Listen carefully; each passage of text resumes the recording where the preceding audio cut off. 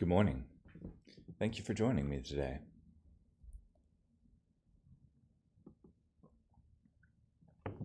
This morning we'll be in Numbers, chapter 11, verse 24, through chapter 13, verse 33.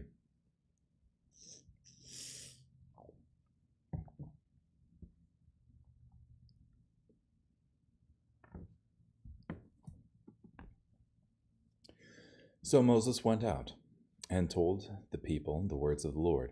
He then gathered 70 men of the elders of the people and had them stand around the tabernacle. And the Lord came down in the cloud and spoke to them. And he took some of the spirit that was on Moses and put it on the 70 elders. When the spirit rested on them, they prophesied, but did not do so again. But 2 men remained in the camp. One's name was Eldad, and the other was Medad, and the spirit rested on them. Now they were among those in the registration, but had not gone into the tabernacle, so they prophesied in the camp. And a young man ran and told Moses, Eldad and Medad are prophesying in the camp. Joshua son of Nun, the servant of Moses, one of his choice young men, said, My lord Moses, stop them. Moses said to him, Are you jealous for me? I wish that all the Lord's people were prophets, that the Lord will put his spirit on them. Then Moses returned to the camp along with the elders of Israel. Now a wind went out from the Lord, and brought quail from the sea, and let them fall near the camp, about a day's journey on this side, and about a day's journey on the other side, all around the camp, and about 3 feet high on the surface of the ground. And the people stayed up all that day, all that night, and all the next day, and gathered the quail. The one who gathered the least gathered 10 homers, and they spread them out for themselves all around the camp. But while the meat was still between their teeth, before they chewed it, the anger of the Lord burned against the people. And the Lord struck the people with a very great plague. So the name of that place was called Kibroth Hattaavah, because there they buried the people that craved different food. The people traveled from Kibroth Hattaavah to Hazeroth, and they stayed at Hazeroth.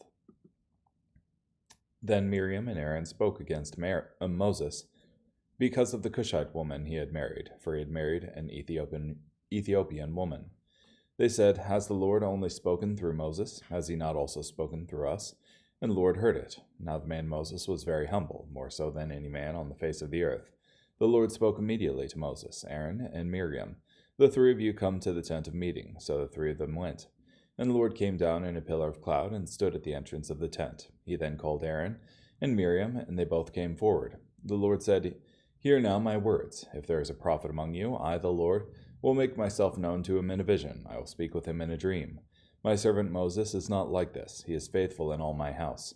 With him I will speak face to face, openly, and not in riddles, and he will see the form of the Lord. Why then were you not afraid to speak against my servant Moses?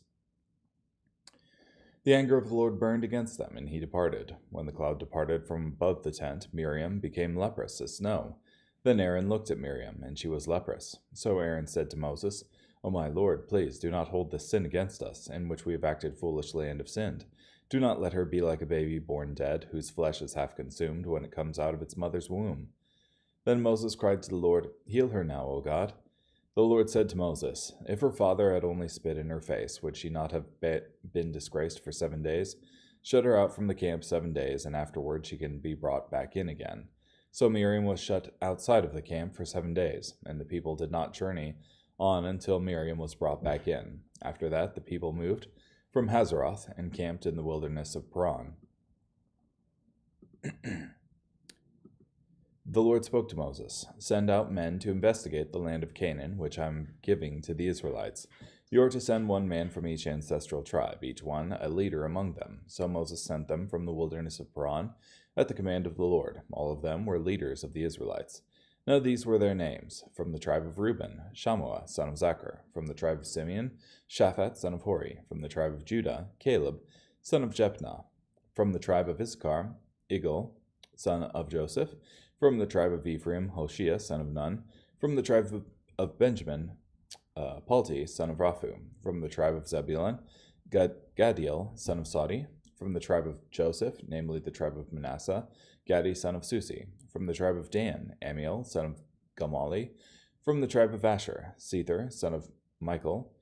From the tribe of Naphtali, Nabi, son of Vopshi. From the tribe of Gad, Guel, son of Maki. These are the names of the men whom Moses sent to investigate the land. And Moses gave Hoshea, son of Nun, the name Joshua. When Moses sent them to investigate the land of Canaan, he told them, "Go up through the Negev, and then go up into the hill country, and see what the land is like, and whether the people who live in there are strong or weak, few or many, and whether the land they live in is good or bad, and whether the cities they inhabit are like camps or fortified cities, and whether the land is rich or poor, and whether or not there are forests in it, and be brave and bring back some of the fruit of the land." Now it was the time of year for the first ripe grapes. So they went up and investigated the land from the wilderness of Zin to Rehob at the entrance of Hamath.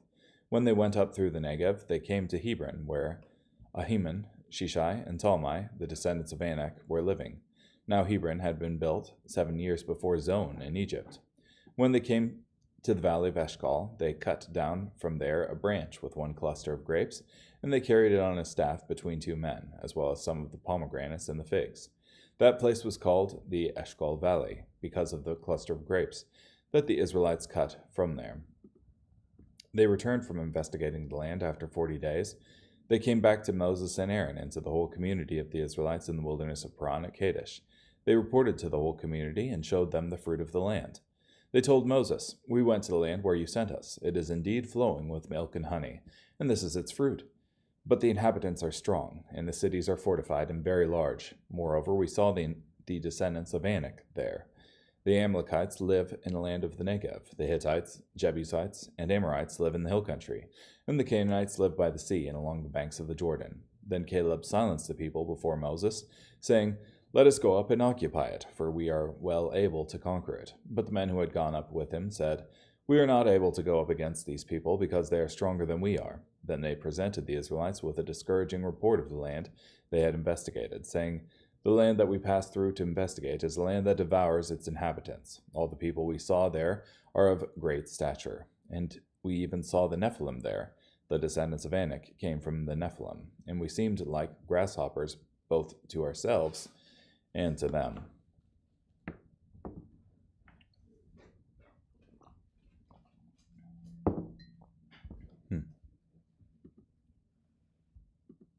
So at the start of this, before these events, the people had been murmuring and wanted meat to eat. And despite the herds, I guess the herds proved insufficient for the number of people that were there to eat meat consistently.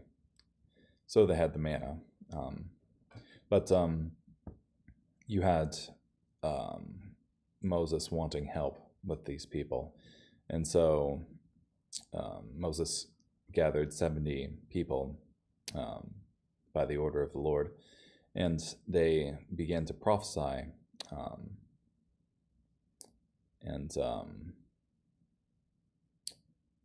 God put his spirit on them. Then you had the quail and the plague. That is, quail came and covered the camp, and the Lord's anger broke out against the people for unrepentantly just complaining.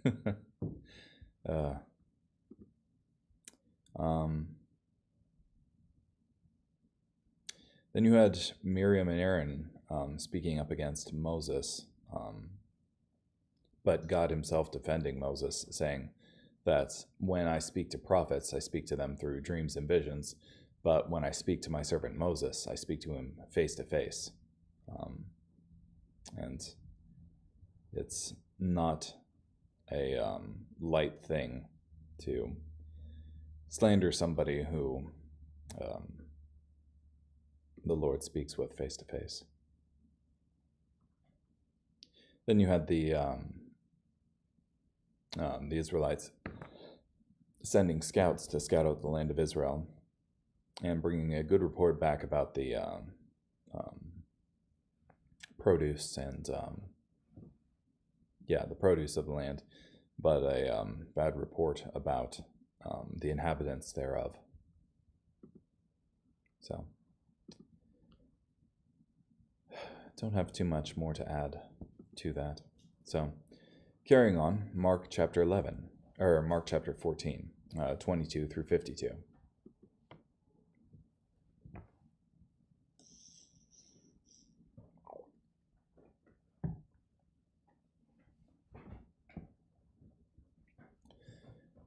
While they were eating, he took bread, and after giving thanks, he broke it, gave it to them, and said, "Take it, this is my body." And after taking the cup and giving thanks, he gave it to them, and they all drank from it. He said to them, "This is my blood, the blood of the covenant that is poured out for many.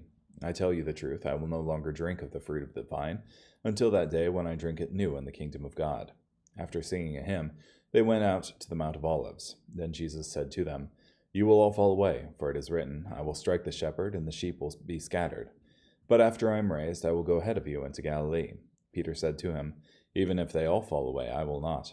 Jesus said to him, "I tell you the truth, today, this very night, before a rooster crows twice, you will deny me 3 times.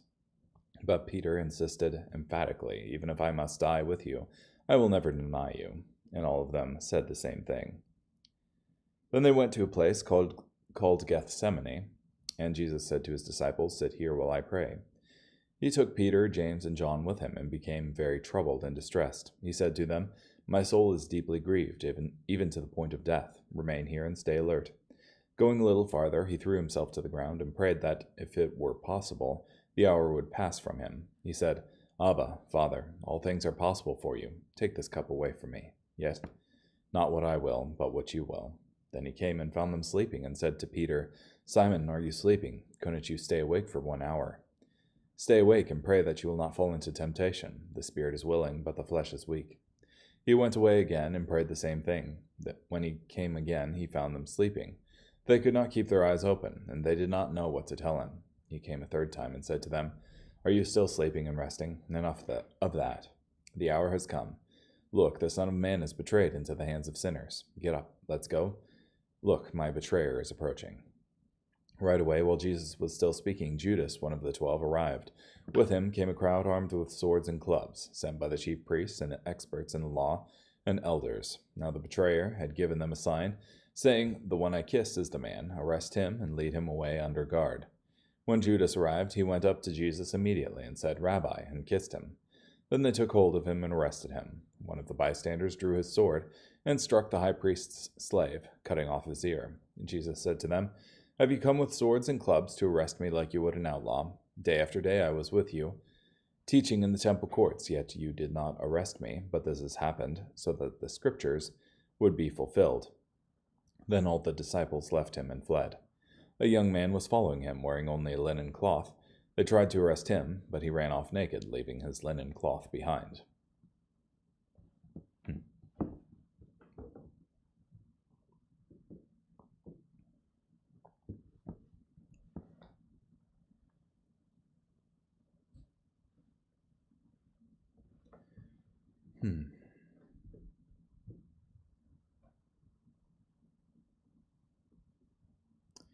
So, in the first part we read, Peter said to Jesus after he said, "I will strike the shepherd and the sheep will be scattered." Peter said to him, "Even if they all fall away, I will not." Jesus says he will.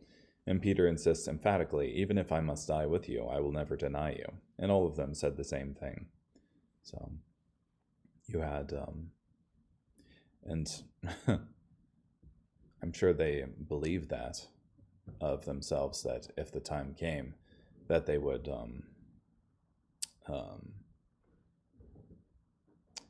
stay with Jesus even to the point of death.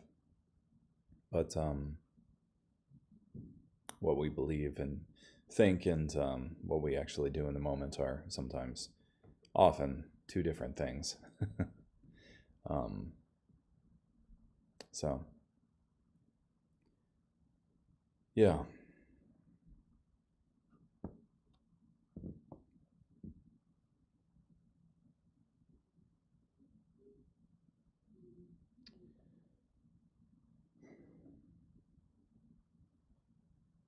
Yeah. This wasn't a pleasant experience for Jesus, given that he was truly man as well as truly God. It's a deeply troubling, deeply painful, deeply humiliating experience the whole way. And he prayed that if it was possible, that the that this cup would be taken away from him, that he wouldn't have to go and receive this capital punishment. Yet, he obeyed, even to the point of being crucified on the cross.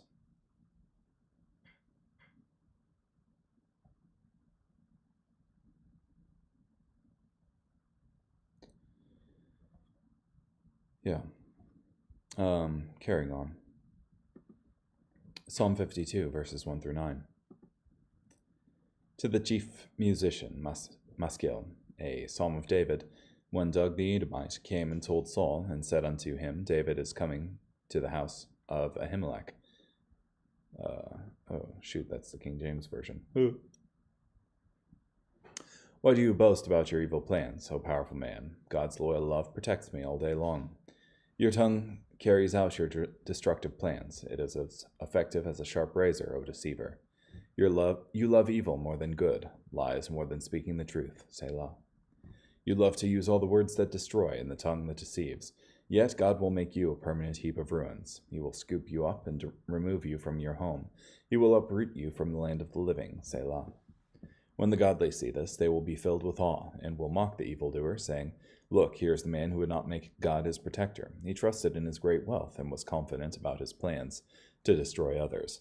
But I am like a flourishing olive tree in the house of God. I continually trust in God's loyal love. I will continually thank you when you execute judgment. I will rely on you, for your loyal followers know you are good. I guess the NET just completely cuts out all of the context that you find in other translations, which is annoying, but it is what it is. Yeah, God is protector. And finally, Proverbs chapter 11, verses 1 through 3. The Lord abhors dishonest scales, but an accurate weight is his delight. When pride comes, then comes disgrace, but with humility comes wisdom. The integrity of the upright guides them, but the crookedness of the unfaithful destroys them.